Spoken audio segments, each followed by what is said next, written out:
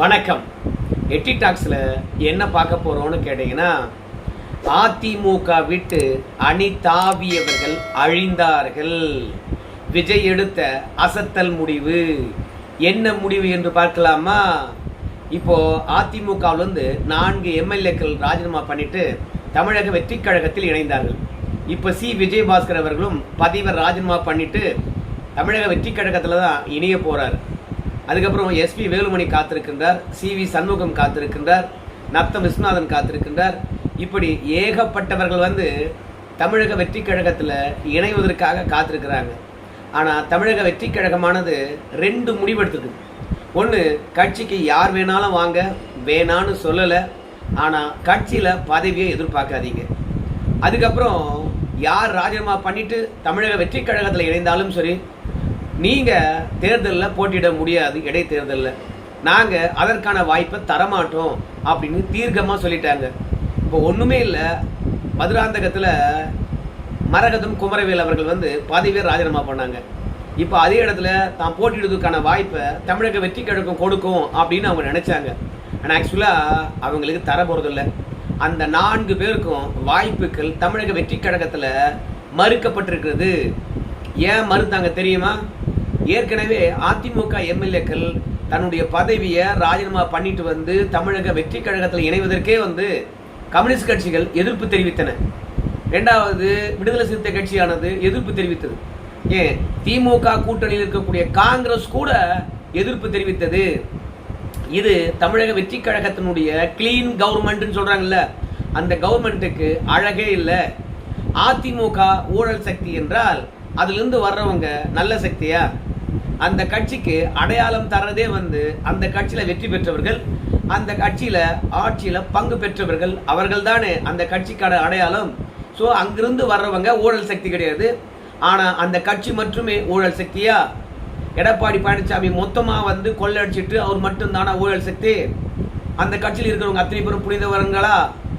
எப்படி முன்னாள் அமைச்சர்களை இணைச்சிக்கிறீங்க, அப்புறம் இந்நாள் சட்டமன்ற உறுப்பினர்களை இணைச்சிக்கிறீங்க, அப்புறம் தமிழக வெற்றி கழகமானது எப்படி தூய்மையான சக்தி என்று சொல்லுவீங்க? இந்த தூய சக்திக்கு அடையாளமாக இருக்க வேண்டும் என்றால் கட்சி தாவரங்களை தயவு செய்து ஊக்குவிக்காதீங்க, கட்சியில் சேர்க்காதீங்க. அதோட 25 பேர் அதிமுக விலகி தமிழக வெற்றி கழகத்துக்கு ஆதரவு தந்தாங்க. அந்த தருணத்திலே கம்யூனிஸ்ட் கட்சியும் விசிகாவும் காங்கிரஸ் கட்சியும் போர்க்கொடி உயர்த்தினார்கள். நாங்கள் 5 வருஷத்துக்கு உங்களுடைய ஆட்சிக்கு நிரந்தரமாக ஆதரவு தருவோம் என்கின்ற பொழுது தமிழக வெற்றி கழகத்துக்கு அதிமுக சட்டமன்ற உறுப்பினருடைய ஆதரவு எதற்கு? ஏன் அவங்கள உங்களுக்கு ஆதரவளிக்குமாறு தனியாக போய் சந்திச்சிங்க? நீங்கள் அரசியல் நாகரிகம் என்றால் எடப்பாடி பழனிசாமி சந்திச்சிருக்க வேண்டும். ஆனால் அதிமுகவிலிருந்து பிரிந்த ஒரு பிரிவினரை நீங்கள் சந்தித்தது தூய கவர்மெண்ட்டு, தூய சக்தி அப்படின்னு சொல்றதுக்கான இலக்கணம் கிடையாது. இன்னைக்கு எதிர்கட்சிகள் மட்டும்தான் குதிரை பேரம் அப்படின்னு சொல்றாங்க. ஷோபா மாடல் அரசு, ஷோபா மாடல் அரசு அப்படின்னு சொல்லிட்டு இருக்காங்க. ஆனா நாளைக்கு அதிமுக வர்றவங்களை வரிசையா இணைத்து கொண்டே இருந்தீங்கன்னா மக்களும் பேச ஆரம்பிச்சிருவாங்க. ஒரு பொய்யை தொடர்ந்து சொல்லும் பொழுது அது உண்மையாயிடும். அதனால அதிமுக வர்றவங்களை சேர்க்காதீங்க அப்படின்னு எதிர்ப்பு தெரிவித்தாங்க. இப்போ அதே கூட்டணி கட்சிகள் தான் அங்கிருந்து விலகி வந்தவங்களை இங்க சேர்த்து கொண்ட பிறகு அவங்கள தேர்தலில் போட்டியிடுறதுக்கான வாய்ப்பு கொடுக்காதீங்க அப்படின்னு எதிர்ப்பு தெரிவிக்கிறாங்க. ஏன்னா கட்சியில் சேர்கின்ற பொழுதே எதிர்ப்பு தெரிவித்தவங்க இப்போ சீட்டு கொடுத்தாங்கன்னா தேர்தலில் பிரச்சாரம் பண்ணுவாங்களா? அதனால நீங்க யாருக்கு வேண்டுமானாலும் சீட்டு கொடுங்க. ஆனா அதிமுக இங்க போட்டிடுறாங்க பார் சுயநலத்துடன், அவங்களுக்கு வாய்ப்பு கொடுத்தீங்கன்னா நாங்க பிரச்சாரம் பண்ண மாட்டோம் அப்படின்னு தமிழக வெற்றி கழகத்துக்கு எதிராகவே கூட்டணி கட்சிகள் போர்க்கொடி உயர்த்துகின்றார்கள். ஏன்னா அவங்க துரோகிகள். கட்சி தலைமைக்கு எதிராகவும் ஓட்டளித்த மக்களுக்கு எதிராகவும் தன்னுடைய அரசியல் சுயநலத்துக்கு எதிராக ஒரு முடிவெடுத்து விட்டு இன்னைக்கு தமிழக வெற்றி கழகத்தில் சேர்ந்திருக்காங்க. இவங்க வெற்றி பெற்று எத்தனை நாள் ஆச்சு? கையில் வச்ச மையினுடைய ஈரம் கூட காயவில்லை, இன்னும் அழியவில்லை. அதற்குள்ளாக அடி மாறுகின்றார்கள் என்றால் இவங்களுக்கு அப்படி என்ன வந்துடுச்சு? அந்த கட்சியில வெற்றி பெற்ற உடனே அந்த மக்களுக்கு நல்லது செய்ய வேண்டியவங்க, அதாவது தவேகா வேண்டாம், திமுக வேண்டாம் என்று முடிவெடுத்து தான் அந்த மக்கள் ஓட்டு போட்டிருக்காங்க. அந்த மக்களுடைய கருத்துக்கு மதிப்பளிக்காம இல்ல நான் தமிழக வெற்றி கழகத்துக்கு தான் போவேன்னு சொல்லிட்டு அங்க போய் மீண்டும் தேர்தலில் நிக்கிறாங்கன்னா அந்த மக்களுக்கு இவங்களை கொண்டு போய் திணிக்காதீங்க. அங்க அதிமுக வேண்டும் என்று சொன்னவங்க இப்ப விசில கொண்டு போய் திணிச்சிங்கன்னா சத்தியமா மக்கள் ஓட்டு போட மாட்டாங்க அப்படின்னு கூட்டணி கட்சிகள் எதிர்ப்பு தெரிவிக்கிறாங்க. ரெண்டாவது, அவங்க ஒன்றும் நேர்மையானவங்க கிடையாது, நம்பிக்கை துரோகிகள். இன்னைக்கு உங்க கட்சி ஆட்சியில் இருக்குது, நாளைக்கு உங்க கட்சி ஆட்சியில் இல்லைன்னா அவங்க வேடந்தாங்கள் படகு போல வேற இடத்துக்கு தாவுவாங்க. உங்களுக்கு மற்ற இடங்கள்ல வேட்பாளராக நிக்கிறதுக்கு ஏகப்பட்ட பேர் இருக்கும்போது பதவி ராஜினாமா பண்ணிட்டு வந்தாங்களே அந்த இடத்துல நிக்க வைக்கிறதுக்கு உங்களுக்கு ஆளே கிடையாதா? அதனால உங்க கட்சியில் இருக்கிறவங்க நிக்க வைங்க, நாங்க பிரச்சாரம் பண்றோம் அப்படின்னு தொடர்ச்சியாக கூட்டணி கட்சிகள் எதிர்ப்பு தெரிவிக்குது. சரிடா, கூட்டணி கட்சிகள் தான் இப்படி எதிர்ப்பு தெரிவிக்கிறாங்களே, மக்கள் ஏதாவது ஆதரவளிக்கிறாங்களா அப்படின்னு சொல்லிட்டு களத்துல உளவுத்துறையை இறக்கி இந்த 4 பேருக்கு சீட்டு கொடுத்தா வெற்றி பெறுவார்களா அப்படின்னு ஆராய்ந்திருக்கின்றார்கள். ஸோ இந்த 4 பேருக்கும் எதிராக மக்கள் இருக்கிறாங்க. இவங்க பதவியை ராஜினாமா பண்ண பிறகு அந்தந்த தொகுதியில மக்கள் பட்டாசு வெடிச்சு கொண்டாடி இருக்கிறாங்க. அதிமுக நல்ல கட்சியோ கெட்ட கட்சியோ அதெல்லாம் தனிப்பட்ட விஷயம். ஆனா இவங்க துரோகிகள், இவங்க ஊழல் பேர்வழிகள், இவங்க பேராசை பெற்றவர்கள். இந்த பேராசைக்காரங்க கட்சியிலிருந்து ஒழிஞ்சா பரவாயில்லன்னு சொல்லிட்டு அதிமுக காரன் ஒரு பக்கம் பட்டாசு வெடிக்கிறான், இன்னொரு பக்கம் பதவி ராஜினாமா பண்ணதுக்கு அந்த ஊர் மக்களே பட்டாசு வெடிக்கிறாங்க. ஸோ அந்த அளவுக்கு மக்கள் மத்தியில் இவங்களுக்கு எதிர்ப்பு தான் இருக்கிறது. இன்னும் போய் தமிழக வெற்றி கழகமானது அவங்களுக்கான வாய்ப்பை தந்தா எடப்பாடி பழனிசாமிக்கு அனுதாபலை இன்னும் அதிகரிக்கும். அனுதாபலை அதிகரித்தால் நம்ம விஜய் அவர்கள் அந்த 4 பேரை வச்சு வெற்றி பெற முடியாது. ஏற்கனவே மக்கள் குழம்பி போயிருக்கின்றார்களாம். இந்த 4 பேரும் எதற்காக பதவி விலகினாங்க? ஏன் எதிர்கட்சி வரிசையில் இருந்தா எதுவும் மக்களுக்கு செய்ய முடியாதா? அப்படின்னா திமுக இருக்காங்களே ஒட்டுமொத்த பேரும் ராஜினாமா பண்ணாதான் தமிழக மக்களுக்கோ இல்ல அவங்க வெற்றி பெற்ற தொகுதிக்கோ நல்லது பண்ண முடியுமா? இது என்ன ஏமாற்று வேலை? இத்தனை ஆண்டு காலம் இல்லாத ஒரு பொய் புதுசா இவங்க சொல்றாங்க அப்படின்னு மக்கள் குழம்பி போயிருக்காங்களாம். இவங்களுக்கு வாய்ப்பளித்தா ஓட்டே போடக்கூடாது அப்படின்ற எண்ணத்தில் இருக்காங்களாம். இதெல்லாம் உளவுத்துறையில தெளிவா தெரிஞ்சு போச்சு. அதனால உளவுத்துறை ரிப்போர்ட் அழகா சொல்லிட்டு இருக்குது, இவங்களுக்கு வாய்ப்பளிக்க வேண்டாம் அப்படின்ட்டு. கூட்டணி கட்சிகளும் எதிர்ப்பு தெரிவிக்கிறாங்க. நம்ம இடைத்தேர்தலில் நின்று வெற்றி பெற்றால் மட்டும்தான் இந்த அரசாங்கத்துக்கான அங்கீகாரமாக மக்கள் ஓட்டு போட்டிருக்காங்க, அதனால தான் வெற்றி பெற்றிருக்கோம் அப்படின்னு சொல்ல முடியும். ஆனா தோத்துட்டேன்னு வச்சுக்கலாம், ஏற்கனவே எதிர்கட்சிகளை பொறுத்த வரைக்கும் ஏதோ ஒரு கவர்ச்சியில ஓட்டு போட்டாங்க, இனிமேலாம் போட மாட்டாங்க அப்படின்னு ஒரு பொய் இருக்கிறது. அது தவேகா பொறுத்த வரைக்கும் பொய். ஆனா நம்மளை பொறுத்த வரைக்கும் உண்மையாகவே கவர்ச்சி மூலமாக தான் ஓட்டு போட்டிருக்காங்க. ஏன் தெரியுமா? இங்க இருக்கின்ற சட்டமன்ற உறுப்பினர்களுக்கு யாருக்குமே மக்களை போய் எப்படி அணுகணும், மக்களுடைய பிரச்சனை எப்படி தீர்க்கணும், மக்களுடைய எதிர்பார்ப்பு என்ன, இரண்டாவது நம்முடைய தொகுதி என்ன, அந்த தொகுதியில் எவ்வளவு பேர் இருக்காங்க, அந்த தொகுதியுடைய பிரச்சனை என்ன, அந்த பிரச்சனை எப்படி முதலமைச்சர்கிட்ட கொண்டு போகணும், முதலமைச்சர் அந்த பிரச்சனை எப்படி அணுக வேண்டும், எதுவுமே தெரியாது. இப்போது இருக்கக்கூடிய அதிகாரிகள் மட்டும்தான் தொகுதி பிரச்சனையை கையாண்டு கொண்டிருக்கின்றார்கள். ஏற்கனவே அதிகாரிகள் மட்டும்தான் திமுக ஆட்சியில வேலை பார்த்தாங்க, சட்டமன்ற உறுப்பினர்களோ அமைச்சர்களோ வேலை பார்க்கவே இல்லை. இப்படி அதிகாரிகள் மட்டுமே வேலை செய்ததன் காரணமாகத்தான் திமுக ஆட்சி தோத்து போச்சு. இப்போ புதுசா வந்திருக்கிறவங்களுக்கு எதுவுமே தெரியல, மீண்டும் அதிகாரிகளுடைய ரவுடிசம் தான். அதனால புதியவர்களுக்கு வாய்ப்பளிக்கின்றோம், மாற்றத்தை எதிர்பார்க்கின்றோம் என்று தேவையில்லாம விஜய்க்கும் விஜய் கூட இருக்கிறவங்களுக்கும் ஓட்டு போட்டது மக்களுக்கு எதுவும் பெருசா பலன் கிடைக்கவே இல்லை. மீண்டும் ஒரு விஷயத்த சொல்றோம் பாருங்க. இப்போ காவிரியில 12ஆம் தேதி தண்ணி திறக்கல. சென்ற ஆட்சியை பொறுத்த வரைக்கும் ஏதோ மழை பெஞ்சது, தண்ணி திறந்துட்டாங்க. ஆனா இப்ப இருக்கின்ற ஆட்சியாவது நாங்க தான் முழுமையான மாற்றம் என்று சொன்னவங்க நம்ம கர்நாடகாக்காரங்கிட்ட பேசி, ஏம்பா நாங்க கரெக்டா குறுவைக்கு ஜூன் 12ஆம் தேதி தண்ணி திறக்கணும், அதற்குள்ளாக எங்களுடைய டேம் 90 அடியை எட்டணும், இந்த வாட்டி கடுமையான வறட்சி தமிழகத்துல, கர்நாடகாவில் அந்த மாதிரி வறட்சி இல்லை, சரியான நேரத்தில் மழை பெஞ்சது, அதனால எங்களுக்கான தண்ணியை கொடுங்க அப்படின்னு சொல்லிட்டு பேசியிருக்க வேண்டும்.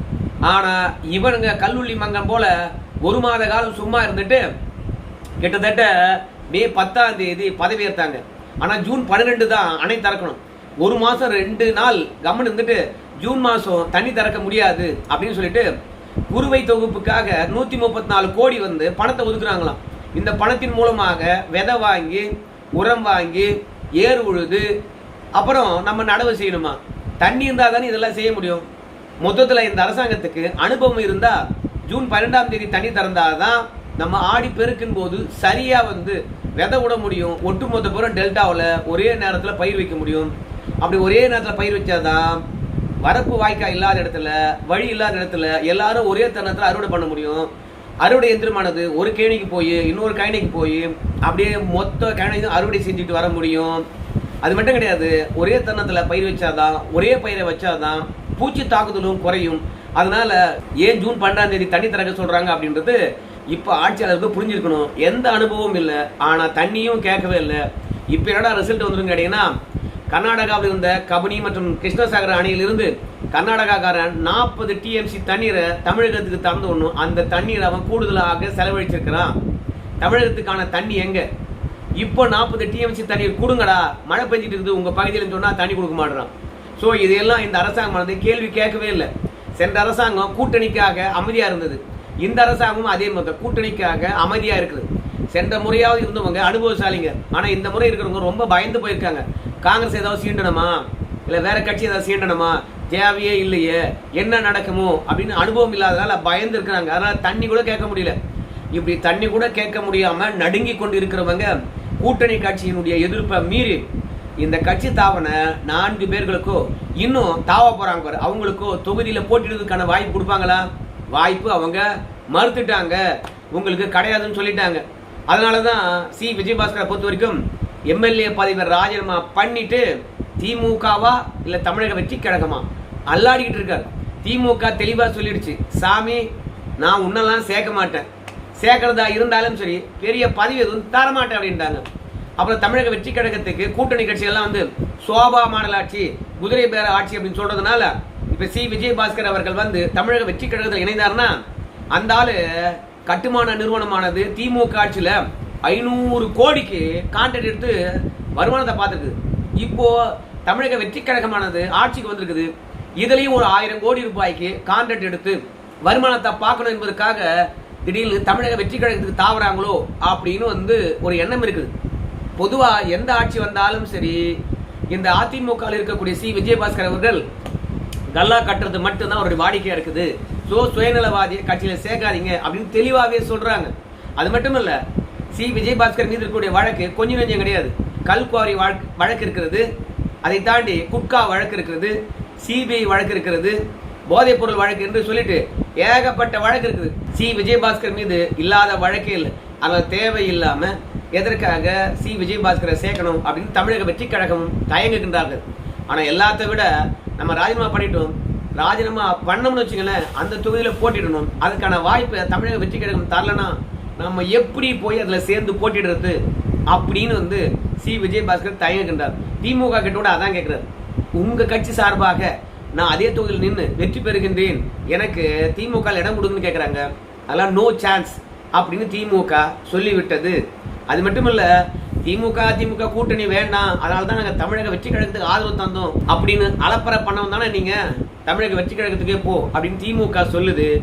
அதே மாதிரிதான் இன்னைக்கு நம்முடைய வேலுமணி, அப்புறம் தங்கமணி, அப்புறம் நத்த விஸ்வநாதன், இவங்கெல்லாம் சி விஜயபாஸ்கரை தாண்டி சிவி சண்முகம் அவரை விட்டு மாறுது. இவங்கெல்லாம் தமிழக வெற்றி கழகத்துக்கிட்ட அப்ளிகேஷன் போட்டுக்கிட்டே இருக்காங்க. நாங்கள் ராஜினாமா பண்றோம், இடைத்தேர்தல் வரும்போது எங்களுக்கு எல்லாருக்கும் சீட்டு கொடுங்கன்னு கேட்கறாங்க. நேத்தோட எஸ்பி வேலுமணி அவர்கள் முதலமைச்சரை தனித்து சந்தித்து பேசினார் இந்த விஷயம் தொடர்பாக. ஆனா எப்பா வந்தீங்கன்னா சீட்டு கிடையாதுப்பா, எந்த எதிர்பார்ப்பும் மனசுல வச்சுக்கிட்டு வராதிங்கப்பா அப்படின்னு முகத்துல அறைந்தாது போன்று சொல்லிட்டாராம். இந்த எஸ்பி வேலுமணி அவர்கள் புலம்பி தீக்கிறாரு. இவனுங்களை நம்பி நாங்க அதிமுக பகைச்சுக்கிட்டோம், அந்த மனுஷன் எங்க மீது நம்பிக்கையே வைக்க மாட்டான், அங்கேயும் இல்லாம தவையக்காகவும் போகாம நாங்க எங்கிருந்து தான் வேலை பார்க்கறதுன்னு சொல்லிட்டு புலம்பி தீக்கிறாராம் எஸ்பி வேலுமணி. அதனால நல்ல முடிவு. ஏன்னா அணி மாறுகின்றவர்கள் துரோகிகள், அதுலயும் நம்பிக்கை துரோகிகள்.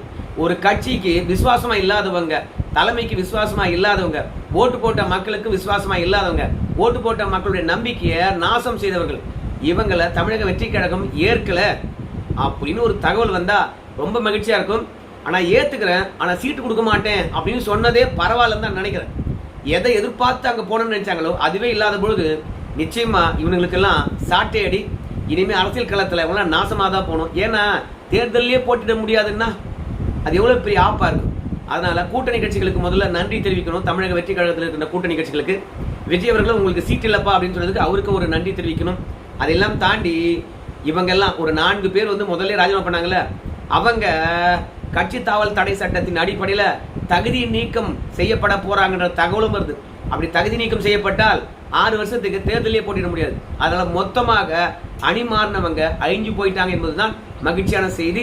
நீங்க இந்த செய்தியை எல்லாருக்கிட்டையும் பகிர்ந்தோம்னா ஷேர் பண்ணுங்க. இந்த செய்தி தொடர்பாக உங்க கருத்து சொல்லுங்க. நன்றி.